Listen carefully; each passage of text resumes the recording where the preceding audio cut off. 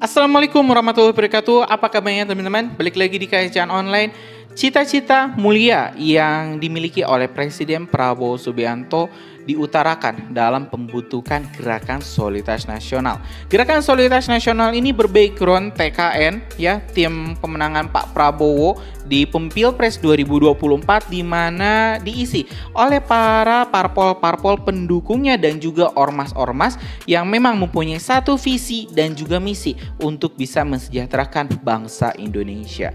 Dibentuklah sebuah wadah teman-teman yang bernama Gerakan Nasional, Gerakan Solidaritas Nasional, yang diharapkan oleh Pak Prabowo bisa membuat Indonesia berdiri tegak dan juga membuat rakyatnya terhormat karena hidup sejahtera. Kita tahu teman-teman, Indonesia telah merdeka lebih dari 70 tahun, tapi selama 70 tahun ini kita masih berada di level negara berkembang, tidak bisa menjadi negara maju. Permasalahannya apa? Banyak. Korupsi teman-teman, ya salah satu permasalahannya ketidakmampuan kita untuk mengolah sumber daya alam juga memperparah Indonesia sehingga Indonesia tak bisa menjadi salah satu negara makmur. Kita tahu teman-teman, begitu banyak sumber daya alam yang tidak bisa kita olah, akhirnya dijual atau diekspor secara raw, secara mentah ke negara-negara asing. Puluhan tahun emas teman-teman, contohnya saja yang paling mudah, emas puluhan tahun kita jual secara mentah. Itu emasnya dibawa misalnya ke Jepang, ke Amerika, ke negara-negara maju, dan di sana di smelternya diolah, dan hasilnya kita tidak tahu berapa juta ton itu emas yang kita kehilangan di Indonesia. Dan hari ini teman-teman, dengan Gerakan Solidaritas Nasional ini, Pak Prabowo ingin berbagai kebocoran ini bisa ditutup. Indonesia ingin menjadi negara maju, tapi memang harus menyelesaikan berbagai permasalahannya. Dari mulai sektor hilirisasi, kita harus mandiri, kita bisa mengolah berbagai sumber daya alamnya, tidak hanya mineral tapi juga kelautan, perkebunan, berbagai produk-produk yang sering kita jual mentah harus diolah terlebih dahulu di Indonesia, baru dijual dengan bentuk setengah jadi ataupun barang jadi. Selanjutnya di sini teman-teman, Pak Prabowo juga ingin Indonesia ini terhormat.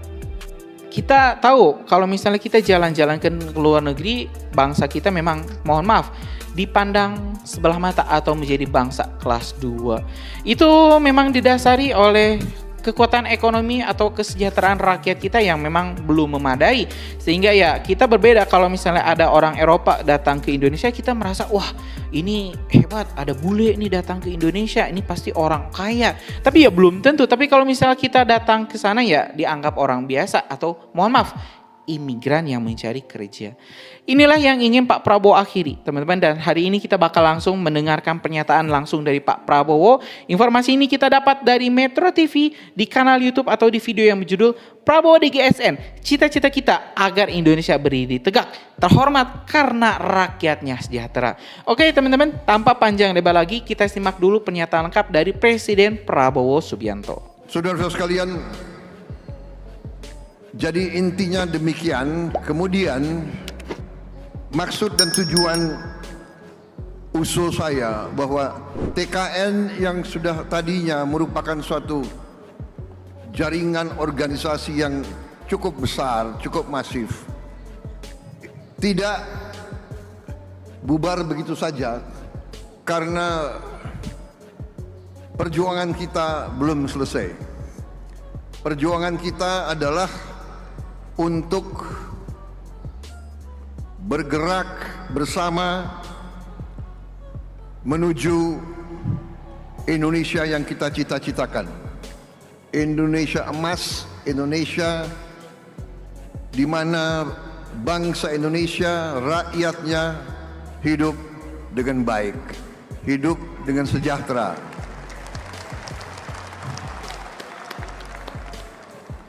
Itulah perjuangan kita bersama, itulah perjuangan hampir semua tokoh partai, dari semua partai.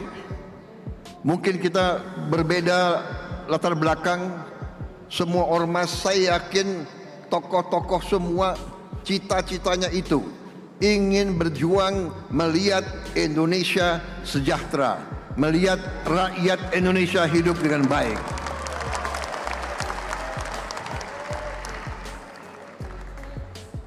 Karena keyakinan saya itu, semua partai politik, semua ormas, semua kelompok masyarakat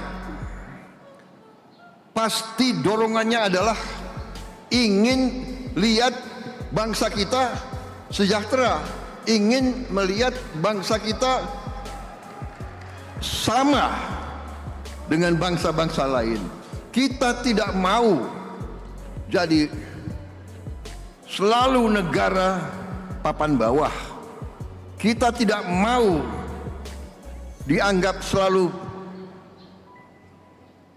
bangsa yang miskin. Karena kita tahu bahwa kita tidak miskin. Kita tahu bahwa kita kaya. Karena itu saya mengajak semua kader-kader, semua patriot-patriot dari semua lapisan dan dari semua latar belakang, dari semua organisasi, mari kita bersatu. Mari kita kumpulkan semua daya kekuatan kita untuk mencapai yang kita cita-citakan, agar bangsa Indonesia berdiri tegak, terhormat, dihormati karena rakyatnya sejahtera, dihormati karena kita negara makmur, dihormati karena kita bisa memberi keadilan kepada seluruh rakyat kita. Ya teman-teman, barusan kita telah mendengarkan pernyataan dari Pak Prabowo yang ingin bangsa Indonesia terhormat, yang ingin bangsa Indonesia rakyatnya sejahtera, yang ingin bangsa Indonesia bisa berdiri tegak di kakinya sendiri, mengolah berbagai sumber daya alamnya sendiri, mulai dari hilirisasi, berbagai program pro rakyat. Inilah yang kita inginkan teman-teman, pemimpin yang kita inginkan, di mana pemimpin yang sangat konsen, yang sangat perhatian dengan permasalahan masyarakat. Permasalahan masyarakat tak punya kerjaan, Pak Prabowo sediakan lapangan kerja.